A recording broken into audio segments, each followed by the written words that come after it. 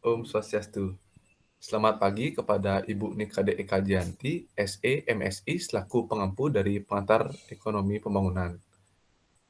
Pada hari ini, kami dari kelompok 4 akan mempresentasikan sebuah materi dari pengantar ekonomi pembangunan, yaitu tahap-tahap pembangunan, pendekatan pembangunan berimbang dan tidak berimbang. Baik, sebelum kami lanjut materinya, ada baiknya kita untuk memperkenalkan anggota dari kelompok 4 itu sendiri. Baik, selanjutnya.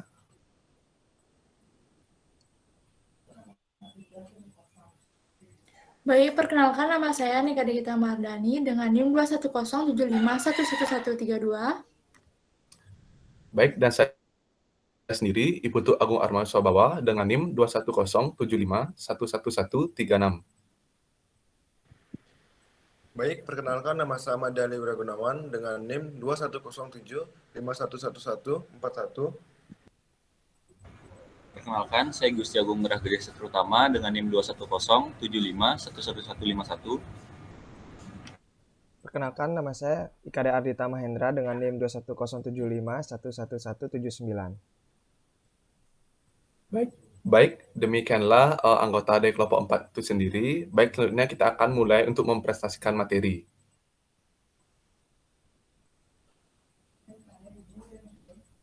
Adapun topik-topik yang akan dibahas pada materi kali ini, yaitu yang pertama, tahapan pertumbuhan ekonomi, yang kedua, pendekatan struktural, yang ketiga, pendekatan pembangunan berimbang, yang keempat, pendekatan pembangunan tidak berimbang, dan yang kelima sekaligus terakhir, yaitu studi kasus.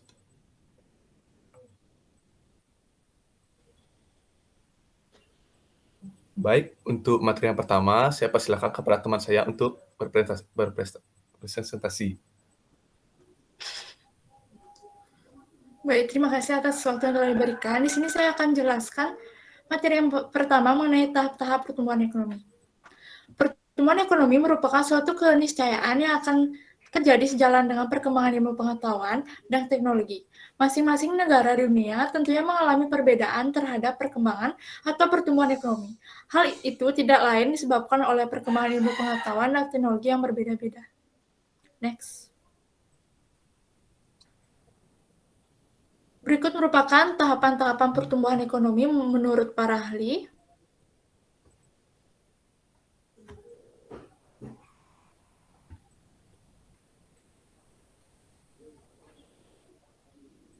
Yang pertama, menurut Frederick List adalah seorang penganut paham laissez-faire yang berpendapat bahwa perkembangan ekonomi bergantung pada peranan pemerintah dan organisasi swasta. Lingkungan kebudayaan masyarakat mempunyai peranan yang penting terhadap perkembangan. Perkembangan ekonomi hanya akan terjadi apabila dalam masyarakat terdapat kebebasan dalam political organization dan kebebasan perorangan.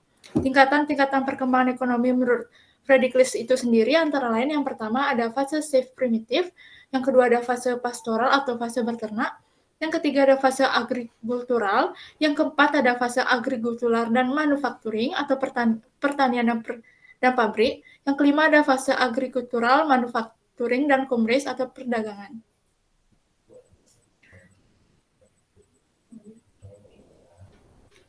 Yang kedua, menurut Bruno Hildebrand, perkembangan ekonomi atau masyarakat bukan karena sifat-sifat produksi atau konsumsi, tetapi lebih menitik beratkan pada metode distribusi yang digunakan.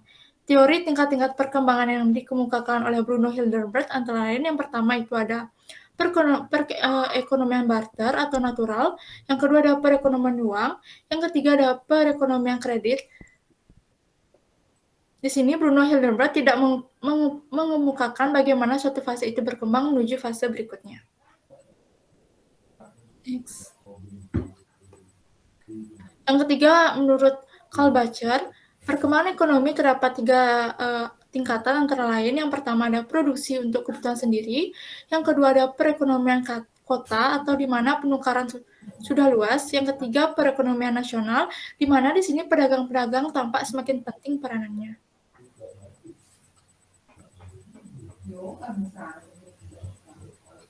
Yang keempat itu menurut W.W. Rostow, Teori perkembangan ekonomi secara umum dapat dikatakan sejarah perkembangan ekonomi melalui beberapa tingkat, yaitu yang pertama ada masyarakat tradisional. Dalam menyusun fase perkembangan ekonomi, fase permulaan atau tradisional digambarkan dengan adanya fungsi produksi yang terbatas. Fase ini dapat dilihat dalam masyarakat dengan adanya perubahan-perubahan dalam perdagangan dan tingkat produksi pertanian bertambah. Selain itu, perubahan-perubahan tersebut dapat dilihat dalam hasil industri, gelombang penduduk, dan pendapatan real. Tetapi perkembangan ini dibatasi oleh tingkat teknologi. Dalam masyarakat, keadaan tidaklah statis, kadang memiliki produktivitas tinggi, akan tetapi tingkat produktivitas yang dapat dicapai terbatas. Hal ini disebabkan karena ilmu pengetahuan dan teknologi modern belum ada atau belum secara sistematik penggunaannya. Karena keterbatasan produktivitas, maka sebagian dari sumber tenaga kerja berada di sekitar pertanian. Yang kedua, yaitu masyarakat pre-concession for take-off, merupakan tahap yang diperlukan agar perkembangan perekonomian dapat lepas landas. Syarat-syarat yang pada mulanya dikembangkan oleh Eropa Barat antara lain, yaitu pertumbuhan perlahan-lahan atau evolusi dalam ilmu pengetahuan modern. Yang kedua ada inovasi-inovasi, demonstran efek atau efek pamer. Selain mempunyai pengaruh negatif dan positif pada masyarakat tradisional, efek tersebut juga dapat menciptakan keadaan cocok untuk tahap prasyarat lepas landas dalam masyarakat yang lepas landas.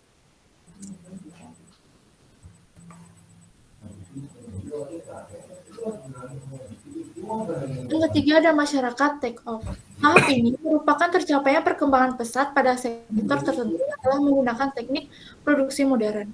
Perbedaan antara tahap lepas dan tahap sebelumnya ialah bahwa dalam tahap ini penerapan teknik-teknik baru dalam industri dapat berjalan dengan sendirinya. Pada tahap sebelum lepas landas sudah ada industri-industri, tetapi masih belum berjalan dengan lancar.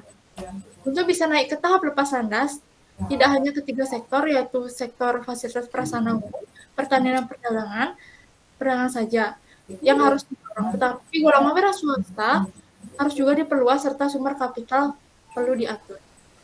Yang keempat adalah masyarakat drive to military.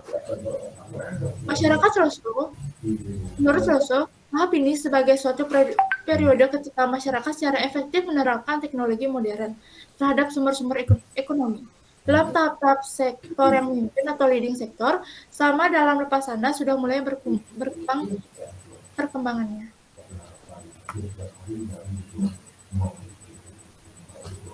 Yang kelima ada masyarakat high mass consumption atau massa konsumsi yang berlebih. Tiga kegiatan yang digunakan dalam tahap ekonomi yang matang yaitu yang pertama menyediakan atau menawarkan sesuai dengan ukuran masyarakat setempat, jaminan yang lebih baik, kemakmuran pada angkatan kerja. Yang kedua ada menyediakan private consumption yang lebih banyak, termasuk single family homes, durable consumer goods. Yang ketiga ada mencari perluasan kekuatan bagi negara yang matura atau dewasa di mata dunia. Dalam tahap ini, keadaan atau sifat yang ada di negara yang satu berbeda dengan di negara lain. Seperti di Amerika Serikat, memilih alternatif yang kedua, sedangkan di Inggris dan Eropa Barat memilih alternatif yang pertama. Karena untuk mempertahankan pengaruh sosialisme yang semakin kuat di Eropa, sedangkan Jerman memilih alternatif yang ketiga, yaitu perluasan daerah.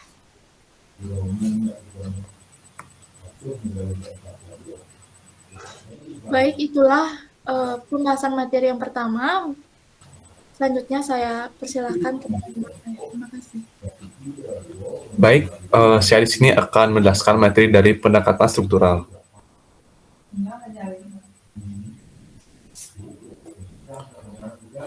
Teori strukturalis menekankan pemecahan masalah pada tingkat lokal pada masing-masing negara. Bagi sebagian besar teoritis strukturalis, bahkan ketergantungan pada negara luar merupakan hambatan yang sampai pada tingkat tertentu. Bisa diatasi dengan usaha masing-masing tingkat tertentu, dan bisa diatasi dengan usaha masing-masing negara melalui penerapan teknologi modern.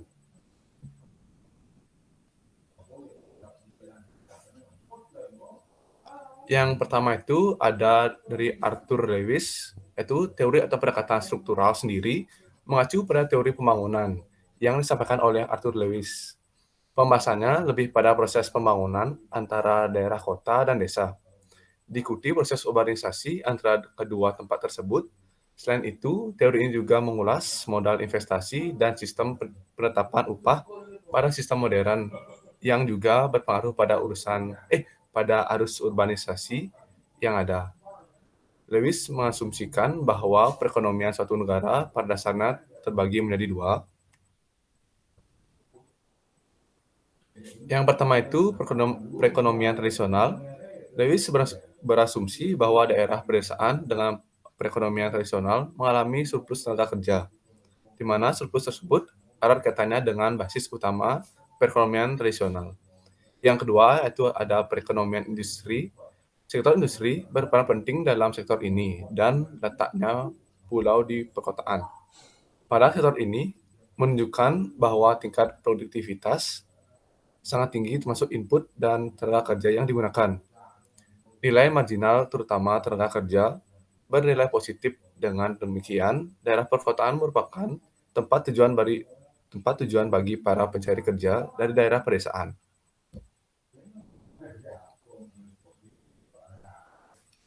Selanjutnya ada dari Karl Marx. Teori struktural ini sering dianggap bersumber pada teori yang dilontarkan oleh Karl Marx, terutama teorinya tentang bangunan bawah atau base dan bangunan atas atau superstruktur. Dalam salah satu karyanya, Marx dan Engels pernah mengatakan bahwa masa depan dari teori-teori negara yang terbelakang dapat dilihat pada negara-negara yang sudah maju. Bagi Marx, dunia akan berkembang menuju kapitalisme global. Oleh karena itu, tidak dapat dihindari lagi. Seluruh negara di dunia akan menjadi negara kapitalis. Masyarakat terdiri atas berbagai komponen yang memiliki perbedaan-perbedaan kepentingan bahkan cenderung konflik.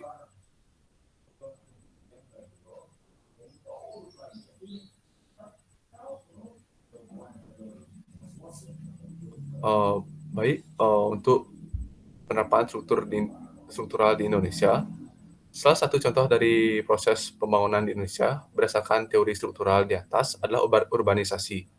Urbanisasi merupakan akibat dari munculnya industri di perkotaan dan mulai ditinggalkannya pertanian di pedesaan. Di dalam teori migrasi klasik, perpindahan ini disebabkan oleh dua faktor utama, yaitu faktor pendorong atau push faktor dari daerah asal dan faktor penarik atau pull faktor dari daerah tujuan. Dalam proses urbanisasi dipandang sebagai perubahan dari orientasi tradisional ke orientasi modern, di mana terjadi difusi modal, teknologi, nilai-nilai, pengelolaan kelembagaan, dan orientasi politik dari dunia modern ke masyarakat yang lebih tradisional.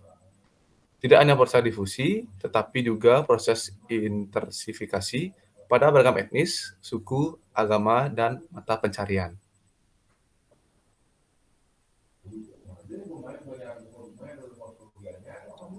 Baik, sekian dari materi yang saya paparkan. Untuk selanjutnya kami berikan kepada teman saya. Terima kasih. Baik, untuk materi selanjutnya yaitu pendekatan pembangunan ekonomi berimbang.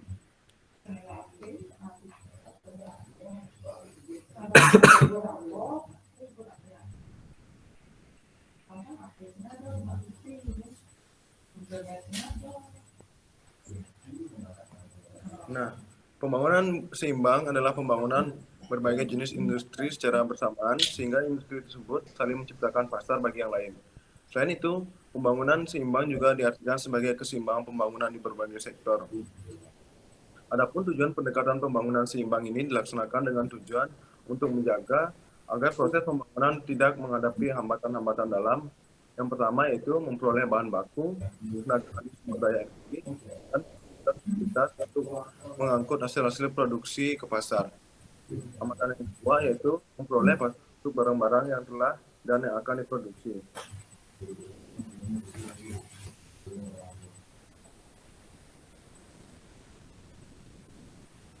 Beberapa ahli ekonomi mengemukakan teori pembangunan ekonomi seimbang, yaitu yang pertama menurut Rosensteinroden, yang kedua menurut Knox, yang ketiga menurut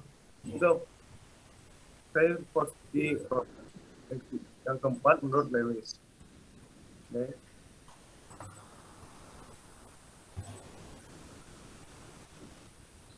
Nah, menurut ahli pertama yaitu menurut Rosensteinroden, itu istilah pembangunan seimbang diciptakan oleh Knox pada 1956, namun teori ini pertama kali dikemukakan oleh Paul Rodin pada tahun 1953 dengan nama teori dorongan besar-besaran. Menurut Rosenstein-Rodin, ada 3 jenis syarat mutlak minimal dan eksternalitas ekonomi, yaitu yang pertama, syarat mutlak minimal dalam fungsi produksi, kedua, syarat mutlak minimal pada pekerjaan, dan yang ketiga, syarat mutlak minimal pada persediaan tabungan. Adapun 3 jenis eksternalitas ekonomi pada teori Rosenstein-Rodin, yaitu yang pertama, eksternalitas yang diakibatkan oleh adanya perluasan pasar.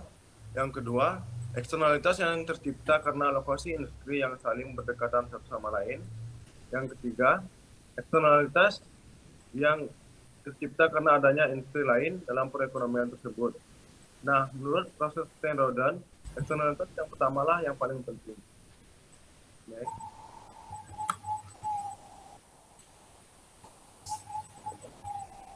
Nah, selanjutnya menurut ahli Nurse. Pada dasarnya pandangan Nurse tidak banyak berbeda dengan Rosenstein-Rodin. Dalam analisisnya, Nurse pada tahun 1956 menekankan bahwa pembangunan ekonomi tidak hanya menghadapi masalah pada kelangkaan modal, tetapi juga dalam mendapatkan pasar bagi barang-barang industri yang akan dikembangkan. Oleh karena itu, satu-satunya jalur keluar dari kebuntutan ini adalah dengan mensinkronkan penggunaan modal pada berbagai macam kegiatan industri. Next.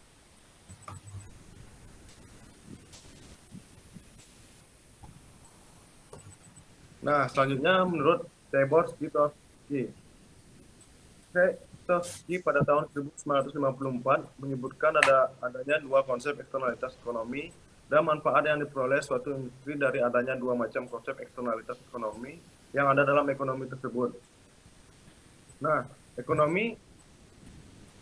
eksternalitas ekonomi dibedakan menjadi 2. Yang pertama, seperti yang terdapat dalam teori keseimbangan, dan yang kedua, seperti yang terdapat dalam teori pembangunan. Next.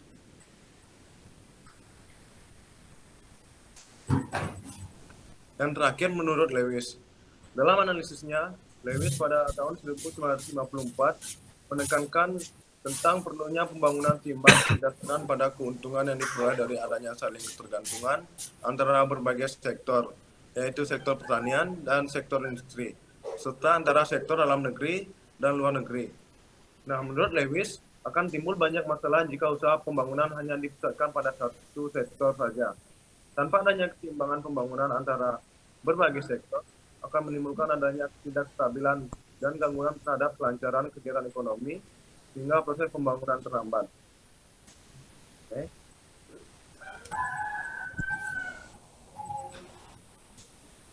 Selanjutnya ada juga kritik terhadap pendekatan pembangunan seimbang ini. Banyak ekonom yang mengkritik strategi pendekatan pembangunan seimbang, antara lain Eastman, Christine, dan Singer. Eastman dapat dianggap sebagai pengkritik yang paling baik karena selain menunjukkan kelemahan-kelemahan strategi pembangunan seimbang, dia juga mengemukakan teorinya, yaitu strategi pembangunan tak seimbang.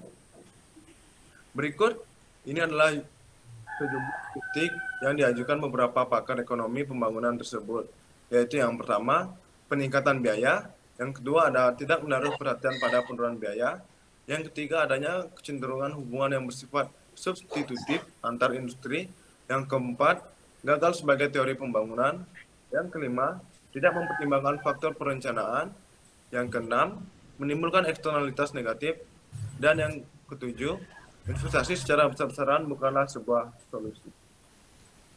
Next.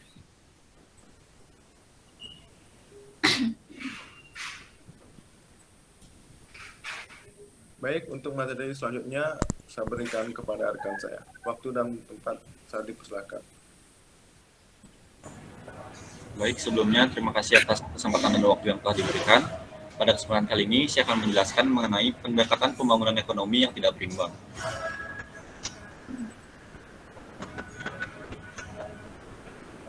Strategi pembangunan tidak seimbang merupakan lawan dari strategi pembangunan seimbang. Menurut konsep ini, investasi seyogyanya dilakukan pada sektor yang terpilih daripada secara serentak di semua sektor ekonomi. Tidak ada satupun NSB yang mempunyai modal dan sumber daya yang sedemikian besarnya untuk dapat melakukan investasi secara serentak pada semua sektor ekonomi. Oleh karena itu, investasi haruslah dilakukan pada beberapa sektor industri atau yang dipilih saja agar cepat berkembang dan keuntungan ekonomis yang diperoleh itu dapat digunakan untuk pembangunan sektor lainnya. Dengan demikian, perekonomian akan secara berangsur bergerak dari lintasan pembangunan tidak seimbang ke arah pembangunan yang seimbang. Konsep pembangunan tidak seimbang ini dikenalkan oleh Albert O. Hirschman dalam bukunya yang berjudul The Strategy of Economic Development yang dirilis pada tahun 1958.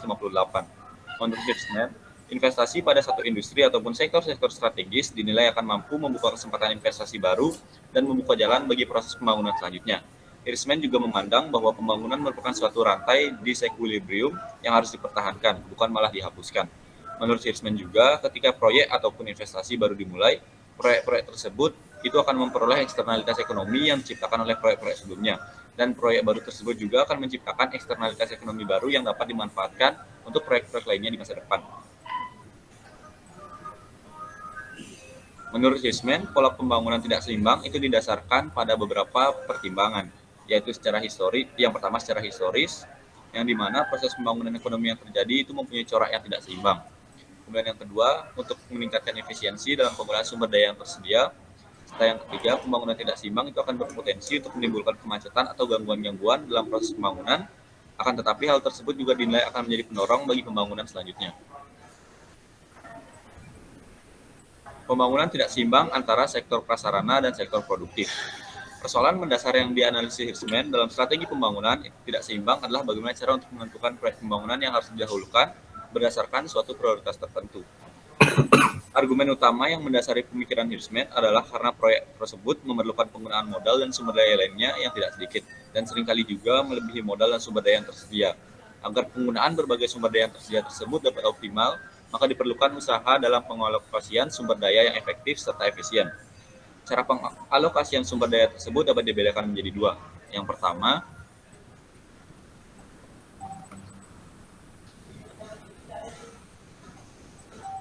itu adalah cara pilihan pengganti, yaitu suatu cara pemilihan proyek yang bertujuan untuk menentukan apakah proyek A atau proyek B itu harus dilaksanakan. Kemudian yang kedua, cara pilihan penundaan, yaitu suatu cara pemilihan proyek yang menentukan urutan proyek yang dilaksanakan. Dengan kata lain, suatu cara pemilihan proyek dengan menentukan apakah proyek A ataupun proyek B itu yang harus didahulukan.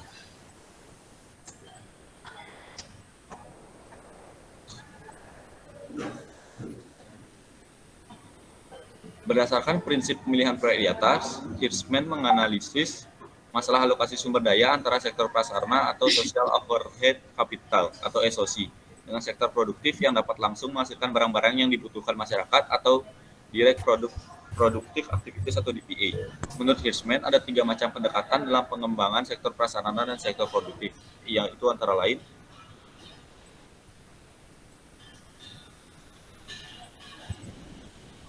di next slide.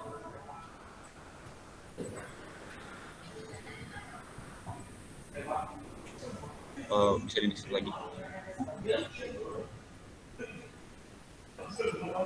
Yang pertama itu ada pembangunan seimbang antara kedua sektor tersebut. Yang kedua, pembangunan tidak seimbang di mana pembangunan sektor prasarana itu lebih ditekankan, dan yang terakhir itu ada pembangunan tidak seimbang di mana sektor produktif lebih ditekankan. Kemudian menurut Hirschman, di dalam sektor produktif, mekanisme pendorong pembangunan yang tercipta itu sebagai akibat dari adanya hubungan antara berbagai industri dalam menyediakan barang-barang yang digunakan sebagai bahan baku dalam industri lainnya. Yang dimana hal itu dibedakan menjadi 2 macam, yaitu pengaruh berkaitan ke belakang dan pengaruh berkaitan ke depan. Bisa di next slide.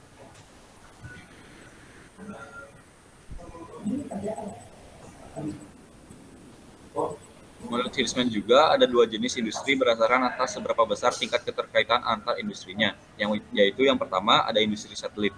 Industri ban mobil dan karoseri merupakan industri satelit dari industri mobil. Kemudian yang kedua ada industri non-satelit. Industri mobil tidak memiliki kaitannya sama sekali dengan industri minuman ringan. Oleh karena itu, mereka termasuk dalam kelompok industri non-satelit.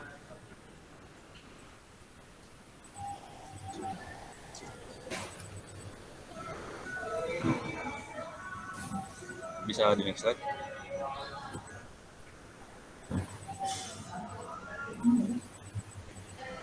Ada juga beberapa karakteristik industri satelit yang dimana antara lain itu ada lokasinya yang berdekatan dengan industri induk sehingga akan dicapai suatu skala efisiensi tertentu atas interaksi antara mereka. Kemudian yang kedua, industri-industri tersebut menggunakan input utama yang berasal dari produk industri induk atau industri tersebut menghasilkan produk-produk yang merupakan input dari industri induk, tetapi bukan merupakan input utama. Dan yang terakhir atau yang ketiga, itu adanya besarnya industri satelit yang tidak akan melebihi industri induknya.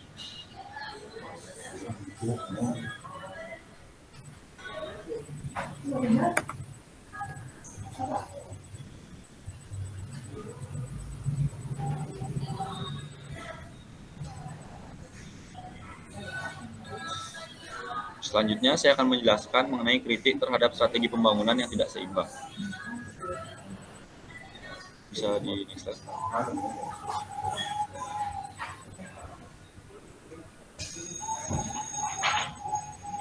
Strategi pembangunan tidak seimbang seperti yang dikemukakan oleh Hirschman sebelumnya merupakan suatu doktrin yang realistis dan mempertimbangkan hampir seluruh aspek dalam perencanaan pembangunan. Berbagai insentif, hambatan, dan perlawanan terhadap pembangunan dikaji dengan tepat serta cermat. Penekanan Hirschman pada strategi promosi ekspor dan substitusi impor telah membuatkan sebuah sentuhan realisme. Dia tidak menyetujui perencanaan totaliter macam negara-negara sosialis, tapi dia juga tidak mendukung mekanisme pasar bekerja sendiri dalam suatu perekonomian. Oleh karena itu, Hirschman dapat dikatakan sebagai pendukung sistem ekonomi campuran. Terlepas dari itu semua, konsep pembangunan tidak seimbang ini juga tidak luput dari beberapa keterbatasan, yaitu antara lain, yang pertama, kurangnya perhatian pada komposisi, arah, dan waktu pertumbuhan yang tidak seimbang. Yang kedua, mengabaikan kemungkinan timbulnya konflik internal. Yang ketiga, kurangnya sumber daya yang dimiliki di NSB. Yang keempat, rendahnya mobilitas sumber daya di NSB.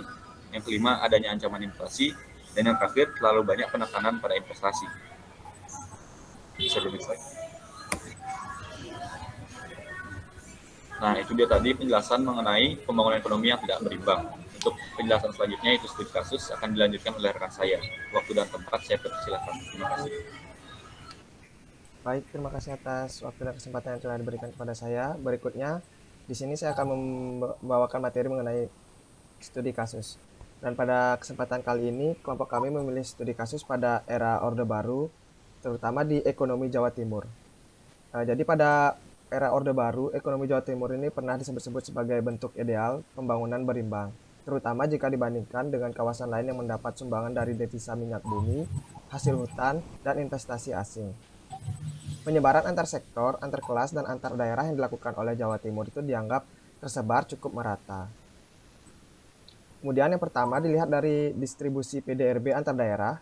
Pada krisis 1998, output yang dihasilkan oleh ekonomi Jawa Timur cenderung mengalami peningkatan, meskipun di tengah kondisi ekonomi global yang sedang dilanda resesi. Jawa Timur mampu mencatat pertumbuhan sebesar 15,09% pada 2001. Kemudian tingginya pertumbuhan ekonomi tersebut sayangnya dibayangi oleh tingginya tingkat inflasi yang mengakibatkan PDRB nominal hanya mencapai 3,32%. Atau sedikit lebih tinggi dibandingkan pada tahun 2000, yaitu 3,25%, setelah disesuaikan dengan tingkat inflasi.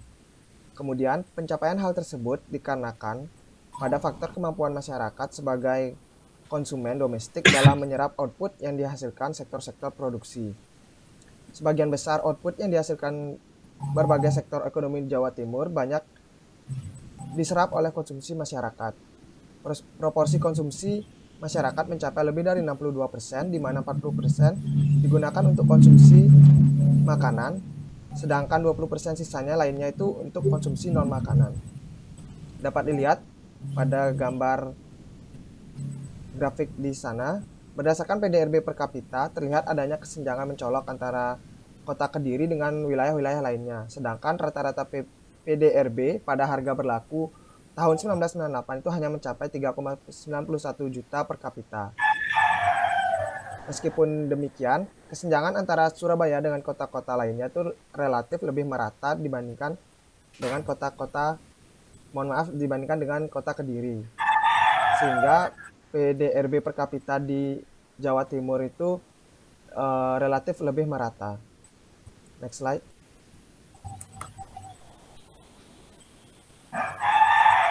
Baik, kemudian dilihat dari distribusi penduduk dan tenaga kerja di Jawa Timur.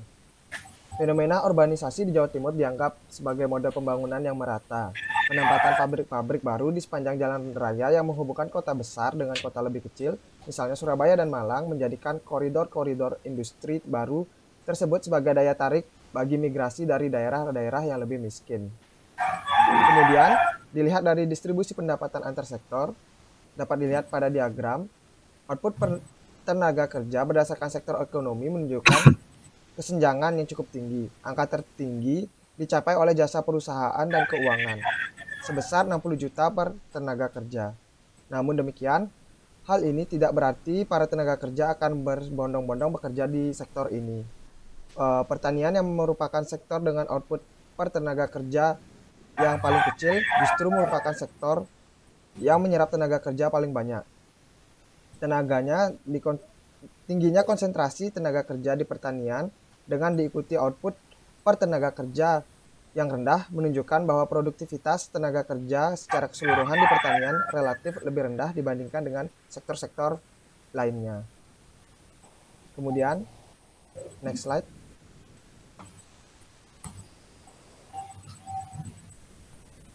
Baik, jadi kesimpulan yang dapat kita tarik terhadap studi kasus tadi yaitu berdasarkan distribusi penduduk dan tenaga kerja, distribusi PDRB antar daerah, dan distribusi pendapatan antar sektor, Jawa Timur layak disebut sebagai model pertumbuhan ekonomi yang berimbang.